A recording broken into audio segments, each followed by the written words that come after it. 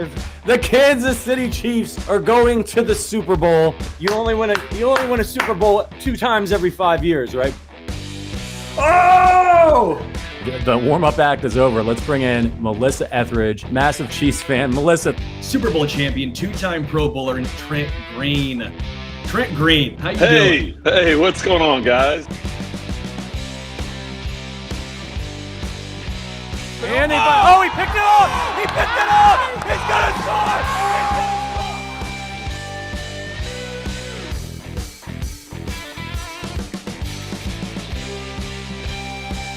And we'll see you next week, but until then, as always, go Chiefs.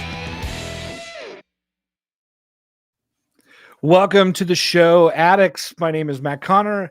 I'm here with a host and partner that I normally don't get to do this with. It's always a pleasure.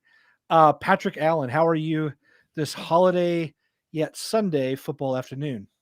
I'm doing okay. My head's swimming. I did 6 fantasy football leagues this year. I made the championship in 5 of them. What? And so I'm just I got a couple that are looking good. I got a couple that are looking bad. There's money on the line. It's high stakes, and that's not even, this is all fake. The Chiefs have real stakes today. That's an incredible percentage there. Kudos to you. Never happened. Never happened like this before. It's unbelievable. That's great. Yeah. That's great. You mentioned the Chiefs. Lots at stake today. Obviously, we're coming off of what might be one of the most embarrassing performances since Patrick Mahomes was even drafted, by the way, even when he was sitting on the bench. I'm thinking the last 6 years, when did the Chiefs offense ever make you feel the way that they felt against the Raiders on Christmas Day? You and I haven't talked. We've had the holidays and distractions. We didn't have any shows there. After you watched that, sort of filed it away, ruminated on it, and then now coming into the Bengals game today, I want to start here. What level of hope do you have in an offense that looked like it did last Monday against the Raiders? I got plenty of hope. I will say, like I said, you said, we haven't talked, but I did say on the Thursday show, it was maybe the first game of the Patrick Mahomes era, save like halfway through that Super Bowl against Tampa Bay, that I was relieved when it was over. Normally, even in games they lose, he's I feel so lucky to be watching him play football for my favorite team and Kelsey. And I'm just like, this is incredible. That game was so bad and so soul crushing. It wasn't even remotely fun as a fan. And they've had a lot of games like that this year, but I've got a lot of hope for them. That game was, it was rock bottom. Absolutely. We've been talking about, is it rock bottom? That was it. It literally can't get any worse than that as far as offensive performance goes. And it's been a little bit rough lately, and I think we've all focused on that. But when you think about this team and the totality of its offensive performance this year, it's like top 12 in most categories of offense. It's just different and frustrating for us to see them play so poorly. So I know that they have it in them. And I there was a report today, I think it was from James Palmer. Did you see that? About them simplifying things. Yeah. Which I've been talking about since the first game of the season. Yeah. I don't know if that'll have an impact, but I hope it does. Yeah. Let's talk about that. I agree with you. I was even just tweeting about this in the last week, just saying, at some point, if your offense is known for, look, rookies can't even do anything, and then Rashee Rice has to shock us all by doing something in year one. And then your wide receivers are continually not doing what you're asking them to do. Is the problem the fact that they can't do what you've asked them to do, or is the problem what you are asking them to do? Like, at some point, if every student gets an F, are all the students at fault, or is there something wrong with the teacher? The problem is that you look at the teacher's history here, and it's a Hall of Fame teacher. So it's hard to even blame the sidelines at all. And it is the wide receiver's fault in a lot of ways when you watch balls sail through the hands of Kadarius Toney, Sky Moore, Marquez Valdes-Scantling, etc.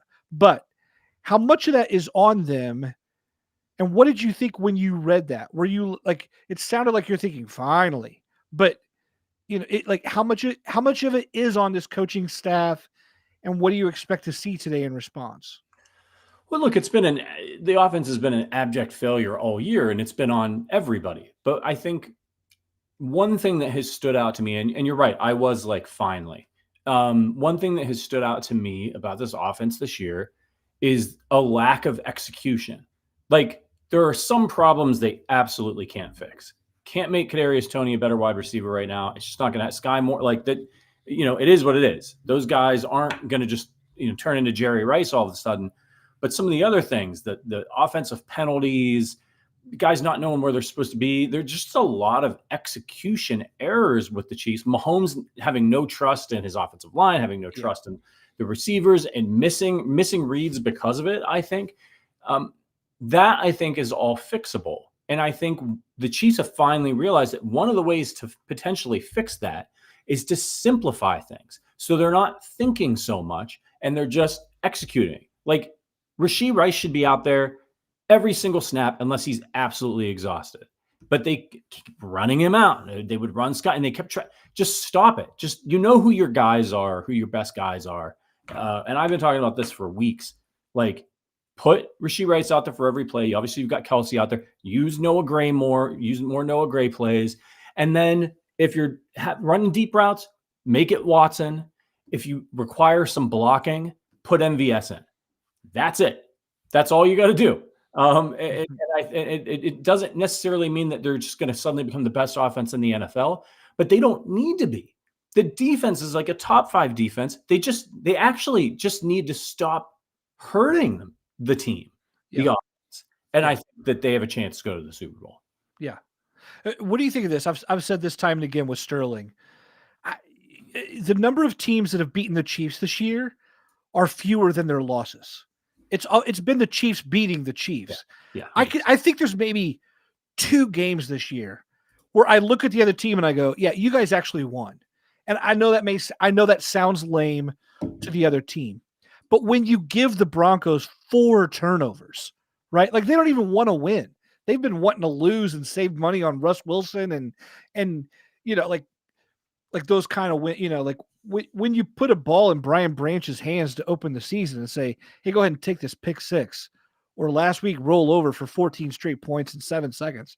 Yeah, like, I'm not crediting those teams with rising up and beating the Chiefs. They just let the Chiefs beat themselves.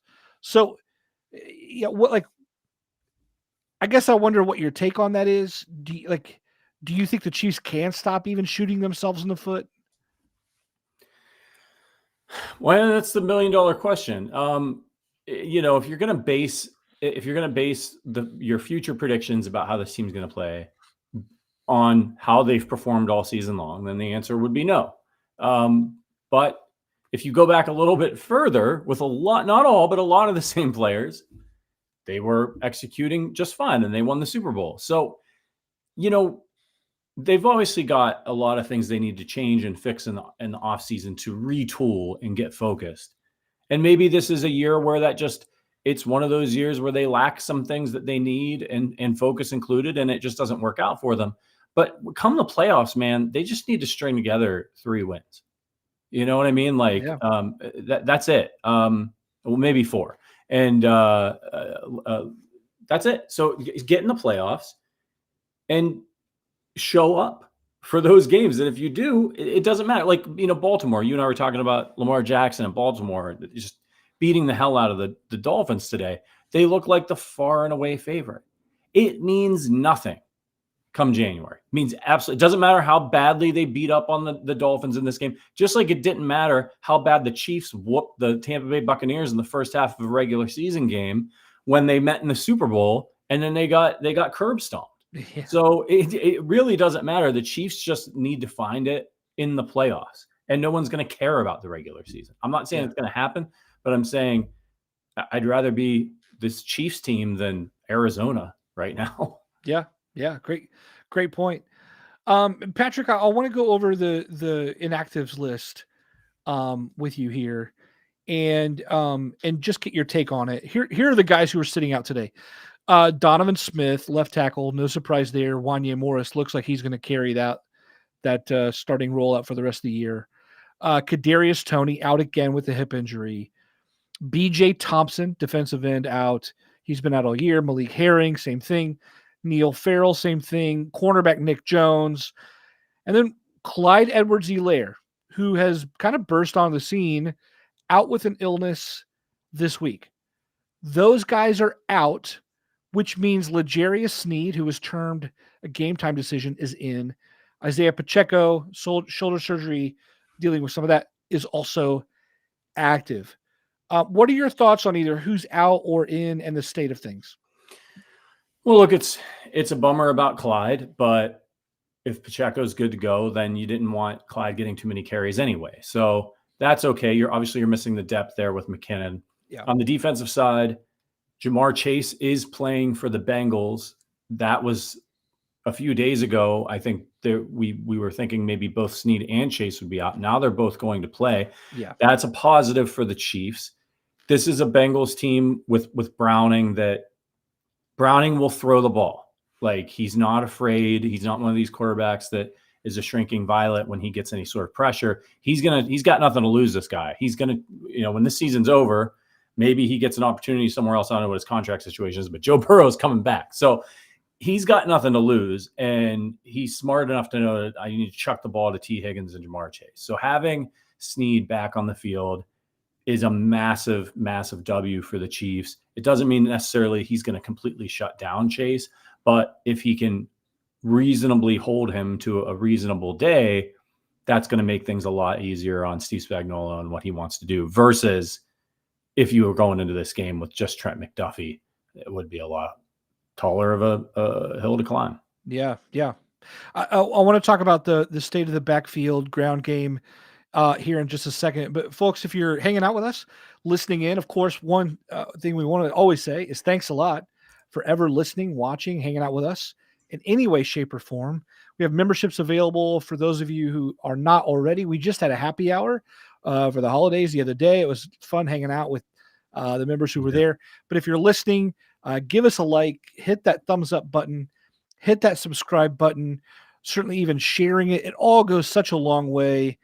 And we're doing this just to, do what we do, which is hanging out with you all and having fun together, watching and cheering for the Chiefs.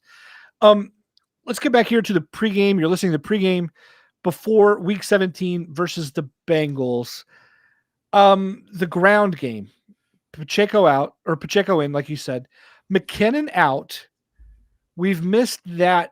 This is the time of year where the Chiefs make a superstar out of whoever is in that scat back role, right? Whoever is the Damian Williams will never have to buy another drink in Kansas City as long as he lives. Same thing with McKinnon. Now McKinnon's out, Clyde's out. You got Keontae Ingram, who was signed away from the Arizona Cardinals from the practice squad, who was just elevated. You got P. Ryan. You've got Pacheco. It feels like the Chiefs need the ground game to get going, to make, to force them to respect a passing game that does not go deep, by the way. What are you thinking the Chiefs are going to be able to accomplish on the ground with the state of things in the backfield and some of the O-line issues that you mentioned earlier? I think it's really important that they come out with a little bit of a nasty attitude in this game and try to bully the Cincinnati Bengals. Bengals defense is not particularly good. Obviously, they still have Lou Anarumo as a good coordinator, but they don't have the same kind of sharpness that they've had in previous years, particularly against the ground game. Running backs have been able to have success against them. And when you've got two tackles in Juwan Taylor, who's trigger happy and worried about giving out sacks, and then it leads to penalties, and a rookie in Wanye Morris, who's starting to slip a little bit. Teams are figuring out, what some of his challenges are. I think particularly speed. He's having a hard time keeping up. That's just going to come with reps. But one thing that really helps offensive linemen is being on the offensive instead of the defensive, particularly early in a game. Getting those big guys, they love going out there and hitting dudes and knocking them over a lot more than they like having to back up and be defensive and worrying about giving up sacks for Patrick Mahomes. And when you have an offense that has not found its rhythm and has been out of sync. If you can establish the ground game early, it's going to open up play action for you. It's going to freeze linebackers in their spot and open up things over the middle for Travis Kelce. This is also a Bengals team that's not good against tight ends. So Travis Kelce could have a really big day. But I think it all starts with the run with this team. And I think if they can do that, I think for the rest of the way, if they can run the football behind those big monsters in the middle, especially, it's just, I think you're going to see the penalties go down. I think you're going to see more open receivers. I think all of those things are going to happen if they don't panic, which is what Andy does. And he did this against the Raiders because the Raiders were whooping the Chiefs up front early, and then he just gave up on the run. And it's like sometimes you've got to stick with it, even if it doesn't work. Remember what you have on the defensive side of the ball. And that's where they ran into trouble against the Raiders. They were like, the Raiders couldn't move the ball against them until the very end of the game when the defense was exhausted. It's okay to punt. It's okay to flip the identity of this team down the stretch here and say, we're a defensive team right now. We're going to try to not hurt ourselves offensively. And if we run it 3 times and we don't go anywhere, we're going to punt. And we're going to make Jake Browning beat us or make Aiden O'Connell beat us. Next week, make Easton Stick beat you. Don't have Patrick Mahomes hand them the game like he did to the Raiders last week. Yeah. I'm glad you brought up Jake Browning. There have been times, I've watched a few of Jake Browning's games. There have been times where I think everyone overall has been shocked by the state of the Bengals at this point, right? You lose Joe Burrow on the 16th of November. That's when he was out. Since then, Browning's gone 3 of 2, but he's knocked out some playoff teams. Jacksonville overtime, Vikings overtime, the Colts, 3 consecutive wins there after losing his very first start. And then, of course, they laid a big egg against the Steelers last week. Looked the most human ever. But there have been games where Browning looked Burrow-esque. Can I say that? What do you expect to see there against this Chiefs defense? You've kind of already said, you love the state of this defense, want them to, are confident in it. But what do you expect to see from Browning today? I think he's going to throw the ball a ton. Even against the Steelers last week, he threw 42 passes. Now, part of that was because they were losing, right? He was really bad in the first half. He had 3 interceptions in the game. He got sacked 3 times. The Steelers had over 20 points at the half, and the Bengals had nothing.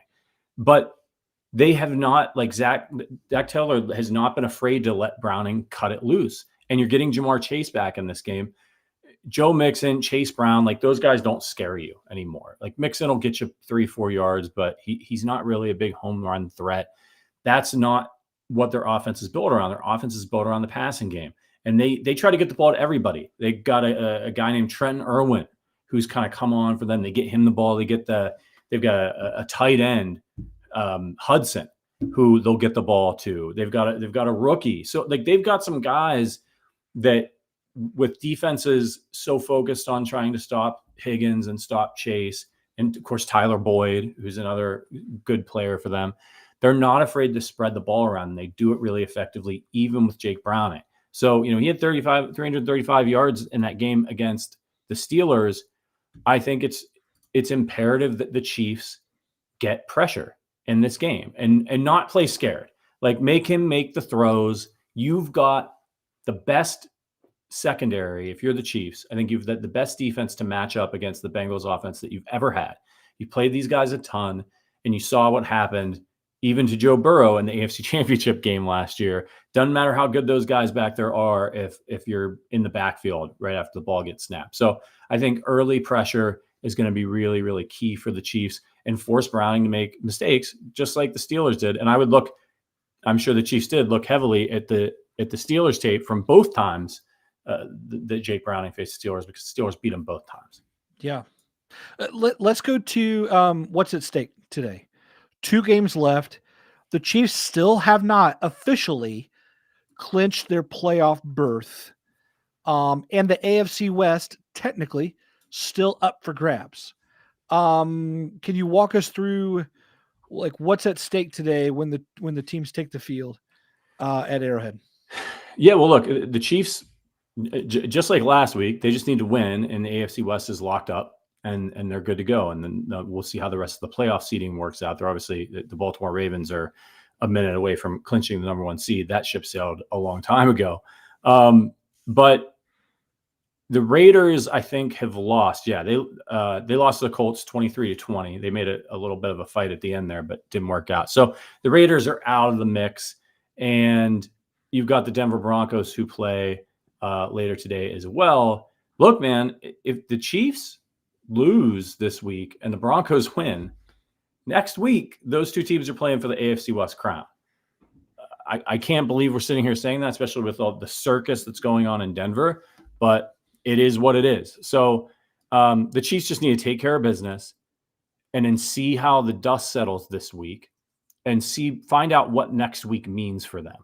Because if they're, say, locked into the 3 seed, they can sit back next week and rest guys, get guys healthy, and practice for who they're probably going to face and try to continue to get better. So this is a really big game because it might be the last meaningful game they play before the playoffs if they can take care of business. If they don't, they're in danger. They're in danger of missing the playoffs. Like if they lose to the Raiders and then they lose to the Bengals, they sure as shit can lose to Easton Stick and the Chargers next week. Jeez.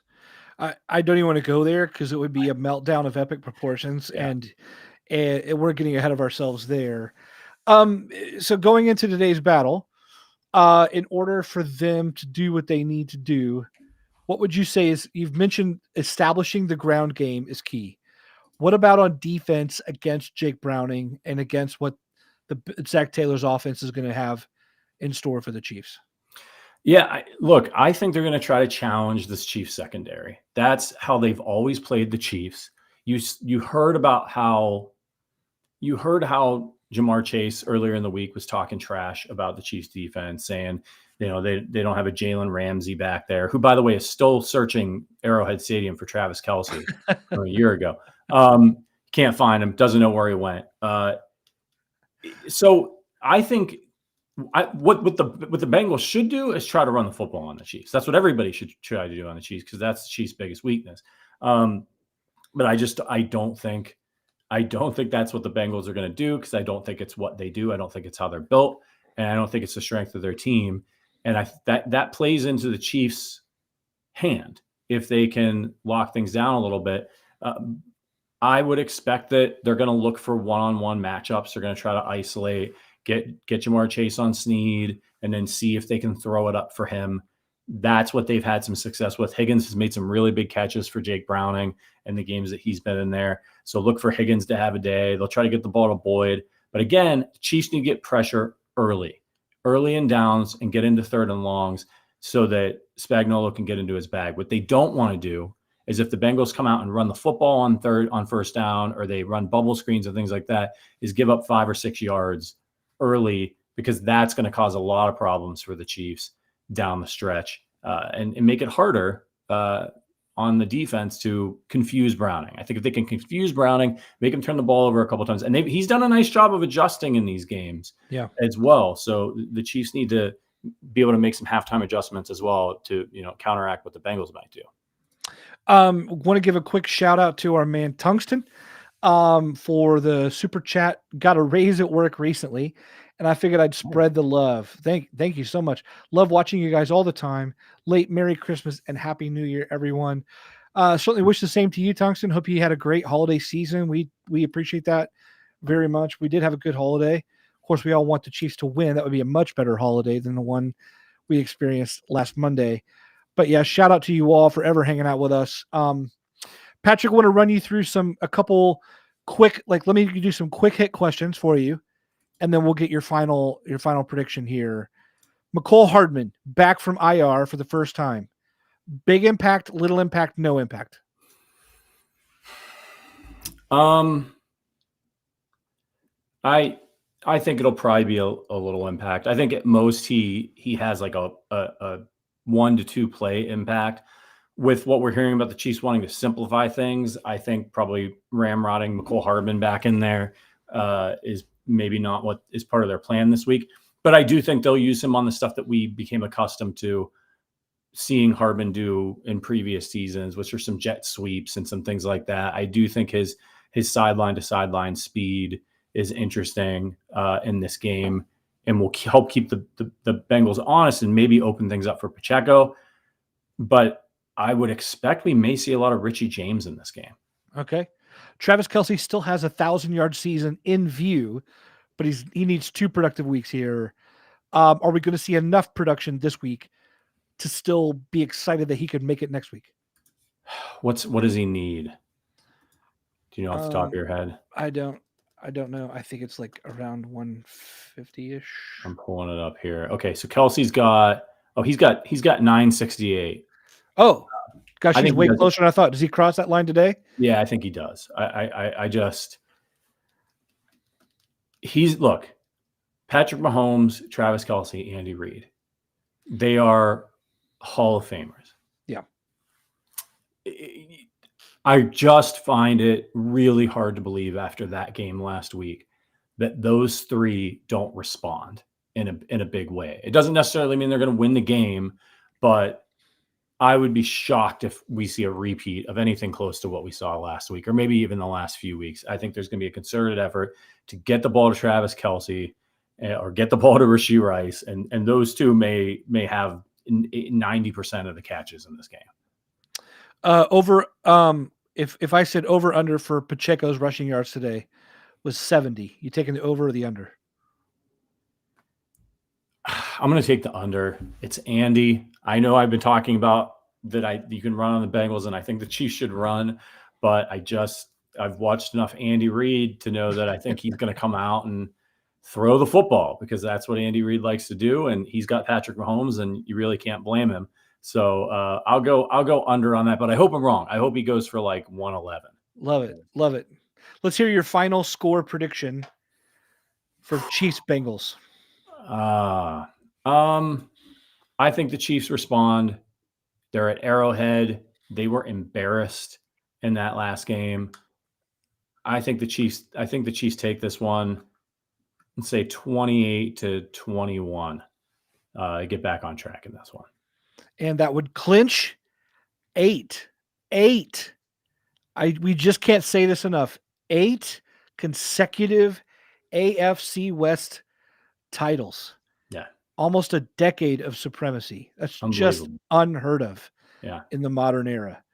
Well, that sounds great. And by the way, folks, if you're listening, thanks so much for hanging out with us here on the pregame show. Let us know your predictions in the chat and on Twitter. Follow us there. We'll be commenting all throughout the game there. Come back at halftime. It'll be Patrick and maybe some mystery guests for the halftime show.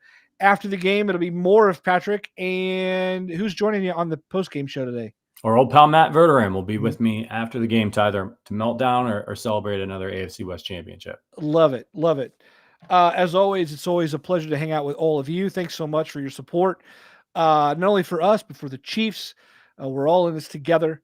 Wish you all the best. Happy New Year as you celebrate hereafter. And we're here in just a couple minutes from kickoff. So we'll sign off here. Go Chiefs. Go Chiefs.